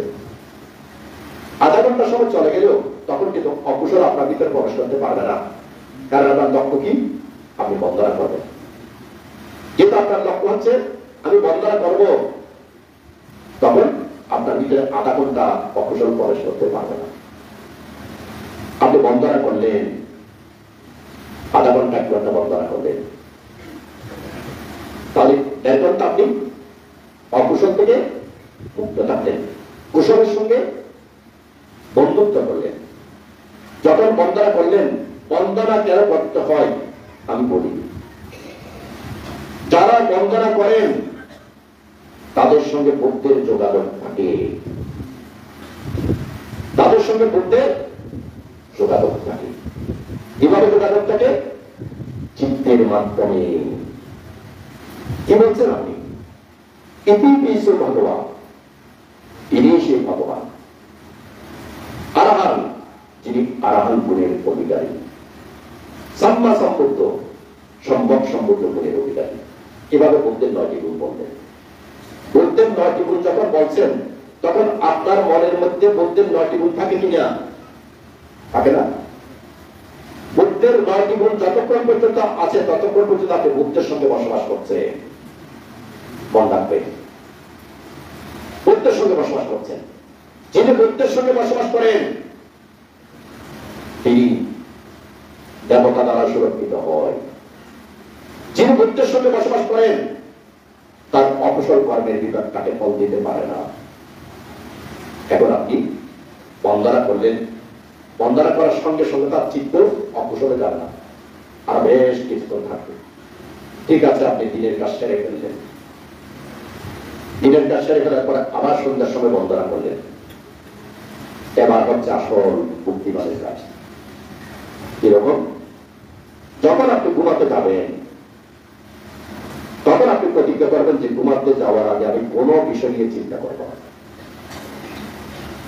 ধরুন আপনি ঘুমাতে যাওয়ার আগে কোনো বিষয় নিয়ে চিন্তা করে করে ঘুমাচ্ছেন, আপনার চিত্ত কিন্তু, আপনি ঘুমালেও আপনার চিত্ত কিন্তু ওই বিষয়ে অবস্থান করে না করে। তাই আপনি কি করলেন? ঘুমাতে যাওয়ার আগে চিন্তা করলেন যে আমি ঘুমাতে যাওয়ার আগে কোন বিষয় নিয়ে আমি চিন্তা করব না। আমি যখন ঘুমাতে যাব তখন আমি বুদ্ধানুস্মৃতি করে করে বুদ্ধ অনুস্মৃতি করে করে আমি ঘুমাবো। আমার চিন্তের মধ্যে তখন বুদ্ধানুস্মৃতি থাকবে। আপনি যদি বুদ্ধানুস্মৃতি নিয়ে ঘুমান, তখন আপনি ঘুমালেন 11টার সময়, উঠলেন আপনি 5টার সময়। 6 ঘন্টা বুদ্ধ আপনি ঘুমালেও আপনার অন্তরের ভিতরে কি আছে? বুদ্ধ আছে। 6 ঘন্টা আপনার ভিতরে বুদ্ধ আছে। আবার ঘুমানোর আগে চিন্তা করেছেন আমি ঘুম থেকে উঠেই বন্দনা করব। তাহলে দেখুন, এই যে ঘুমালেন 6 ঘন্টা আপনার চিত্ত অকুশল মুক্ত, আপনার চিত্ত বুদ্ধের সঙ্গে বসবাস করছে, কুশলের সঙ্গে বসবাস করছে ঘুমানোর সময়। যদি এই কাজটা করতে পারেন, দেখবেন যে শুরুটা করেন, দেখবেন যে আস্তে আস্তে আস্তে আস্তে আপনার চিত্ত 24 ঘন্টায় অকুশল মুক্ত হয়ে কুশলের সঙ্গে বসবাস করবে। আমি আমার আলোচনাটা দীর্ঘায়িত করছি না। আমার জ্ঞানীগণ শুধু বলবো যে আপনার কুশল চিত্ত আপনাকে রক্ষা করতে পারে।